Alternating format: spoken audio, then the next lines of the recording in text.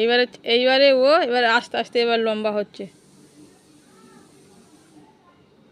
জঙ্গলের মধ্যে মনে হয় আটকে গেছে ও, বেরোতে পারে। মুন্ডুটা কই দেখতে তো পাচ্ছি না, ওর মুন্ডুটা, ওই তো ওর মুন্ডুখানা কই দেখ, এই লেজ থেকে দেখ কত বড়।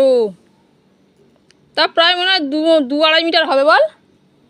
হ্যাঁ মানুয়া, দেখ দেখ দেখ,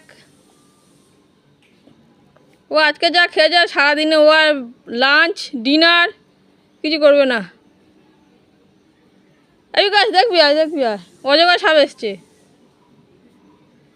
ও দেখ দেখ দেখ খোলস পাল্টাচ্ছে, দেখ যদি তোর ভাগ্যটা ফেরে, তোর যা দুর্দশা দেখ।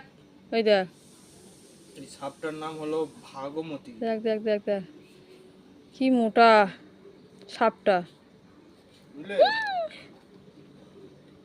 কি ধরেছে গো একটা। ওই দেখো দেখো মুখটা দেখো, ব্যাং দেখছি দেখছি দেখছি মুখটা কি ধরেছে, ব্যাং বলছি। ব্যাং ধরেছে না? হ্যাঁ ও তো কোনদিন আমায় গিলে খেয়ে নেবে গো, আমার যা চেয়ারা। ও আমায় ধরলে আর বাঁচবো? তোমরা এরপর থেকে এরকম করছো, আর ওই সাপটা ঝাঁপ দিয়েছে পুরো আমার গায়ের পাশে। তা তুই তো গলা জড়িয়ে বসে থাকতে পারতিস শিব ঠাকুরের মতো, তোর এমনি জটা গজিয়ে যেত মাথায়। বেশি একেবারে, সে লেজটা কোথায় গেল আর? এবার চর দেখি বেঁচে আছিস কি, দেখে আমি যাই, ওলট পালট খাস নিস। আর কি ধরেছিস দেখা দর্শককে, যে তুই কি শিকার করেছিস, দর্শক একটু দেখুক আমার দৌলতে।